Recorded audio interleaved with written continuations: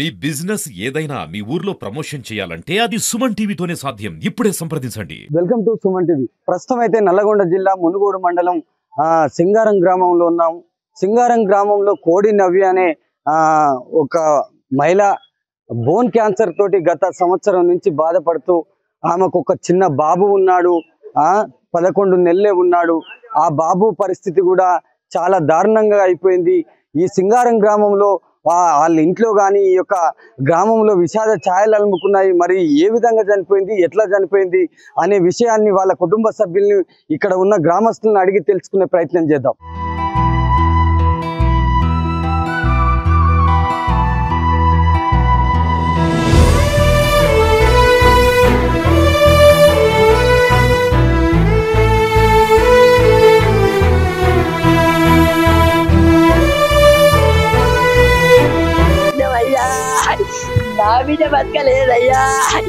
చిన్న పిల్లగాడు ఉన్నాడయ్యా. ప్రస్తుతం అయితే కోడి నవ్య వాళ్ళ ఇంటికైతే రావడం జరిగింది. ఇక్కడ చూసినట్లయితే వాళ్ళ కుటుంబ సభ్యులు రోదనలు ఆకాశాన్ని అంటుతున్నాయి. కాబట్టి వాళ్ళు ఏ విధంగా చనిపోయింది, ఎట్లా చనిపోయింది అనే పరిస్థితి ఉంది. కాబట్టి వాళ్ళ ఇంటికైతే మనం రావడం జరిగింది. 11 నెలల బాబు ఆ అమ్మాయికి ఉండడం జరిగింది. వాళ్ళ ఇంటిలో మరి రోదనలు అయితే మిన్నంటిపోతున్నాయి. వాళ్ళ భర్త కూడా చింతాకాంతుడై కూర్చోవడం జరిగింది. మనం చూసుకున్నట్లయితే ఇక్కడ కోడి నవ్యను చూస్తేందుకైతే చాలా మంది రావడం జరిగింది.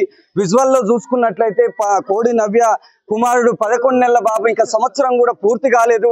నిజంగా ఈ విషయం చూస్తే, ఈ విషాదకరమైన వార్తను చూస్తే చాలా గుండెలు పిండి అంత బాధ అవుతుంది. ఒక సంవత్సరం నుంచి కోడి నవ్య తీవ్ర క్యాన్సర్ రోగానికి గురై ఈరోజు అంటే నిన్న నైట్ 11 గంటలకు మరణించడం జరిగింది. నిజంగా ఈ బాబును చూసుకున్నట్లయితే ఇక్కడ చాలా మంది కూడా గ్రామస్తులు, వాళ్ళ చుట్టాలు, బంధువులు అందరూ కూడా రావడం జరిగింది. ఒకసారి మనం చూసుకున్నట్లయితే విజువల్లో చూసుకున్నట్లయితే ఆ కోడి నవ్య మృతదేహం అయితే ఇంట్లోనే ఉంది. 11 నెలల బాబును చూసి అందరూ కన్నీరు మున్నీరు అవుతున్నారు. ఈ యొక్క సింగారం గ్రామంలో విషాద ఛాయలు అలుముకున్నాయి. మనం ఒక్కసారి చూద్దాం. వాళ్ళ రోదనలు మిన్నంటిపోతున్నాయి. నిజంగా తల్లిదండ్రుల రోదనలు కానీ, భర్త మాత్రం చింతాకాంతుడై కూర్చున్నాడు. ఏమీ మాట్లాడలేని పరిస్థితి. వాళ్ళ కుటుంబ పరిస్థితి చాలా ఘోరం. ఇలాంటి బాధ ఎవరికి కూడా రాకూడదని కూడా మనం అనుకుందాం. నిజంగా మనతో పాటు ఇక్కడైతే మరి వాళ్ళ అమ్మను ఉన్నట్టుంది. ఆమెను అడిగి తెలుసుకుందాం ఎన్ని సంవత్సరాల నుంచి బాధపడుతుంది. నా బిడ్డ నిన్న హాస్పిటల్ తిప్పినావయ్యా. నా బిడ్డ బతకలేదయ్యా. చిన్న పిల్లగాడు ఉన్నాడయ్యా. ఆ పిల్లగాడు ఒక తెరువు అయ్యో. నా బిడ్డ చూడయ్యా. నా బిడ్డ బతకలేదయ్యా. నేను ఎన్నో బజలు వేసినా గానీ నా బిడ్డ బతకలేదయ్యో. అయ్యా ఏంటిదయ్యా? ఎక్కడయ్యా? 3 నెలలు పోయిందయ్యా. పెట్టినమయ్యా. బానే పెట్టినమయ్యా. అయితే ఆ తల్లి రోజులు మనం చూసుకున్నట్లయితే ఇప్పటిదాకా ఒక 20-30 లక్షలు పెట్టినా కూడా నా బిడ్డ బతకలేదు, మాకు 3 నెలల నుంచి ఈ యొక్క క్యాన్సర్ అని తెలుసు, అయినా మేము బతుకునే ప్రయత్నం అయితే చేసినాం. కానీ నిన్న రాత్రి ఆ పరిస్థితి విషమించడం తోటి 11 గంటలకు కోడి నవ్య చనిపోవడం జరిగింది. నిజంగా మనం చూసుకున్నట్లయితే ఆమె అందం చూస్తే చాలా అద్భుతంగా ఉంది. కానీ ఆ దేవుడు ఆమెను తీసుకపోవడం చాలా విషాదకరం. ఆమెతో పాటు మరి ఈ చిన్న బాబు 11 నెలల బాబుని వీళ్ళ చేతిలో పెట్టిపోయింది. వాళ్ళ బాధ వర్ణాతీతం. సింగారం గ్రామంలో విషాద ఛాయలు అలుముకున్నాయి. నిజంగా వాళ్ళ భర్తను కూడా అడిగి తెలుసుకుందాం. ఇలాంటి బాధ ఎవరికి కూడా రాకూడదు. ఇక్కడ కొంతమంది చుట్టాలు అయితే ఉన్నారు. వాళ్ళ భర్త దగ్గర కూడా వెళ్ళే ప్రయత్నం చేద్దాం. వాళ్ళ బాధలు అయితే నిజంగా రోజుల్లో మిన్నంటిపోతున్నాయి. కాబట్టి ఇలాంటి బాధ ఎవరికి కూడా రాకూడదు. ఆ చిన్న బాబుని చూస్తే కన్నీళ్లు కూడా ఆగుతలేవు, గుండెలు పిండేసినట్లయితుంది. ఇప్పుడు మనం చూసుకున్నట్లయితే ఇక్కడ మౌనంగా కూర్చున్న భర్త కోడి నరేష్ కూడా మనతో పాటే ఉన్నాడు. ఒక్కసారి అడిగి తెలుసుకుందాం. కానీ మనం అడగలేని పరిస్థితి, ఆయన చెప్పలేని పరిస్థితి. కానీ మనము అడగవలసిన అవసరం ఉంది. కాబట్టి ఒక్కసారి అడిగి తెలుసుకుందాం. ఎన్ని నెలల నుంచి బాధపడుతుంది, ఎన్ని రోజుల నుంచి ఈ అవస్థ పడుతుంది, మరి నిన్న ఎట్లా అయింది, మరి హాస్పిటల్కి తీసుకుపోయిన తర్వాత ఏం జరిగింది అనేది తెలుసుకుందాం. నమస్తే అన్న. మిమ్మల్ని అడిగే పరిస్థితి కాదు, కానీ ఇప్పుడు ఎన్ని సంవత్సరాల నుంచి వ్యాధి సోకినట్లు మీకు చెప్పారు? క్యాన్సర్ 7 నెలలు అవుతుంది. 7-8 నెలలు అవుతుంది. ఒక రోజు ట్రీట్మెంట్ జరిగింది. ఇంకా నైట్ చనిపోయింది. నైట్ ఎన్ని గంటలకు? 1:30. అంటే పరిస్థితి డాక్టర్లు ఏమన్నారు అసలు? అంటే ఏ స్టేజ్ లో ఉంది? 4th స్టేజ్ లో ఉంది. లాస్ట్ స్టేజ్ లో ఉంది. లాస్ట్ స్టేజ్ లో అంటే ఉంది. మీరు చూసుకోలేదా ఆమెకు క్యాన్సర్ వచ్చిందని? చూసుకున్నా, తిప్పుతూనే ఉన్నా అడికాయని. ఎన్ని రోజుల నుంచి చెప్తారు? ఇప్పుడు 4 నెలలు నేను 4 నెలల నుంచి. ఇప్పుడు 11 నెలల బాబు ఉండు. ఆ బాబు పరిస్థితి ఘోరంగా ఉంది. మీ పరిస్థితి ఇట్లా ఉంది. ఇప్పుడు ఎన్ని లక్షల వరకు ఖర్చు పెట్టుకోరు ఆమెకు? బాగానే 2 చిల్లర. నిజంగా నరేష్ చెప్పిన మాటలు వింటుంటే కళ్ళ పంటి నీళ్ళు ఆగుతలేవు. మనం కూడా సుమన్ టీవీకి వాళ్ళు అప్రోచ్ అయిన సమయంలో కూడా వాళ్ళ అన్న కూడా రవిశంకర్ మనకు మంచి మిత్రుడు కూడా, అతను కూడా మనతోటి అప్రోచ్ అయ్యి అన్న ఇట్లా సంగతి మా చెల్లకు బాగాలేదు అనే పరిస్థితిలో కూడా మనం కూడా మాట్లాడడం జరిగింది. ఎంఎన్జెన్ కామినీ హాస్పిటల్ నుంచి ఎంఎన్జెన్ తీసుకుపోయే టైంలో అక్కడికి తీసుకుపోయిన తర్వాత పరిస్థితి విషమించడంతో 1:30 ప్రాంతంలో చనిపోవడం జరిగింది. 11 గంటల ప్రాంతంలో పరిస్థితి అనేది మించిపోయింది, మన చేతిలో లేదని డాక్టర్లు కామినీ హాస్పిటల్ వైద్యులు చేతులు ఎత్తేసిన సమయంలో అక్కడి నుంచి ఎంఎన్జెన్ క్యాన్సర్ హాస్పిటల్కి తీసుకెళ్ళిన తర్వాత అక్కడికి పోయేసరికి కోడి నవ్య చనిపోయిందని ఎంఎన్జెన్ వైద్యులు నిర్ధారణ చేసేసరికి ఒక్కటేసారి వాళ్ళ గుండెలు పగిలినట్టు అయిపోయింది. నిజంగా 11 నెలల బాబు అంటే ఆ తల్లి ఒంటరి చేసిపోయింది.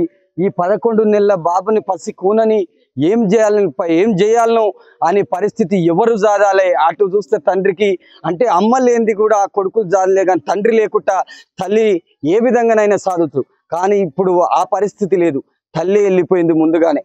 కాబట్టి ఇలాంటి బాధ ఎవరు కూడా రాకూడదని ఇక్కడ మనతో పాటుగా కొంతమంది గ్రామస్తులు ఉన్నారు.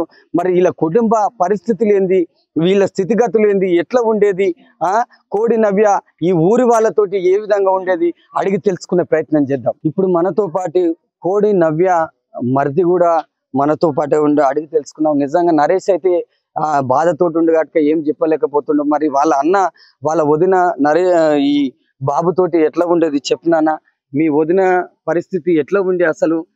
మీ అన్న చెప్పలేని పరిస్థితిలో ఉండు. ఫస్ట్ ఎట్లా అంటే స్టార్ట్ ఎట్లా అయిందంటే 3 months ఇప్పటి నుంచి 3 months బ్యాక్ నుంచి లెగ్ పెయిన్ స్టార్ట్ అయింది. లెగ్ పెయిన్ స్టార్ట్ అయితే నార్మల్ గా ఇక్కడ నల్గొండలో అక్కడ ఇక్కడ చూపించినాం. ఆ పెయిన్ తగ్గడానికే ఇచ్చారు, కానీ ఇది పెయిన్ దేని వల్ల వస్తుందని డీప్ గా టెస్ట్ చేయాలి. అది మళ్ళా ఏది మా అన్న తెలిసిన ఉంటే ఆ సిటీకి తీసుకుపోయారు. డెక్కన్ హాస్పిటల్ తీసుకొని ఎంఆర్ఐ స్కాన్ తీపిస్తే అందులో తెలిసింది క్యాన్సర్ అని. క్యాన్సర్ అని తెలియగానే మా అన్నయ్య నాకు చెప్పాడు, ఇట్లా ఆ రిపోర్ట్ లో ఇట్లా వచ్చింది అనగానే మా వదిన వాళ్ళ బ్రదర్ ఉంటే ఆయన ఆ ల్యాబ్ లో చేస్తాడు. తను ఎల్బీ నగర్ కామినీ హాస్పిటల్లో జాయిన్ అయితే ట్రీట్మెంట్ ఆరోగ్యశ్రీ నడుస్తుంది అన్నాడు, కానీ కీమోల వరకే నడుస్తుంది. తర్వాత ఏమనంటే మీరు మనీ పెట్టుకొని చూసుకోవాలి అని అన్నాడు. అనే వరకల్లా చూయించుకున్నాక మళ్ళీ కీమో ఇచ్చారు, రేడియేషన్ ఇచ్చారు, మళ్ళీ ఇంటికి పంపించినాక 2 days కి మళ్ళీ పెయిన్ స్టార్ట్ అయ్యి వామిటింగ్ తల తిరగడం అని అలా అయింది.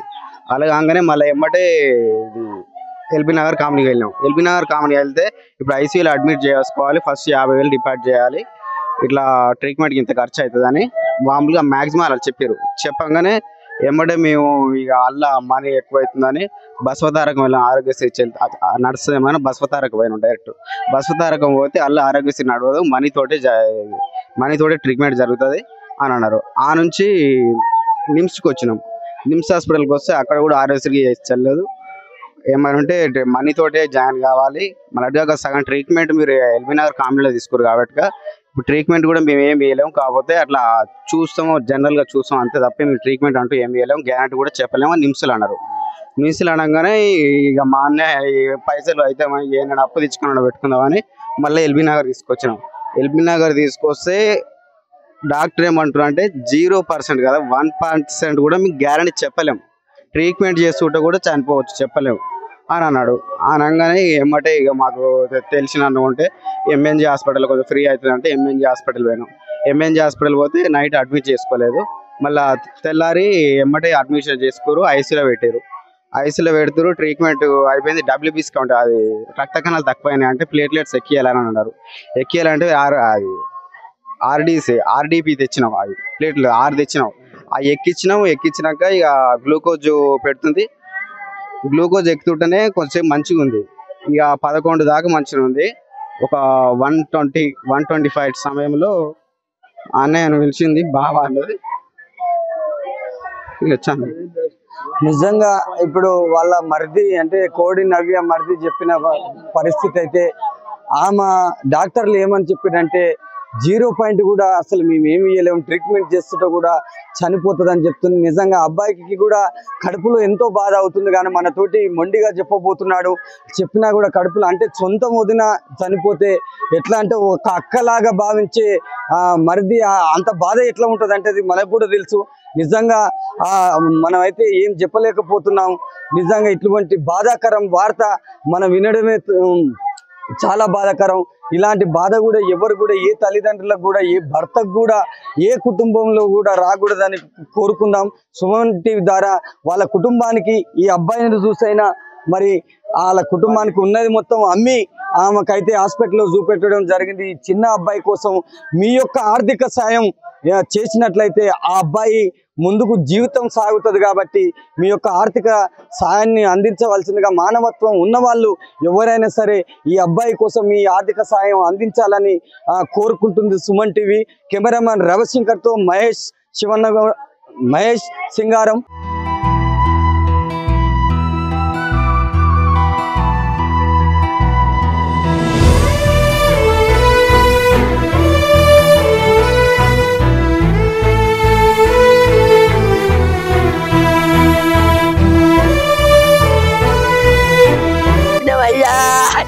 నా బిడ్డ బతకలేదయ్యా, చిన్న పిల్లగాడు ఉన్నాడయ్యా.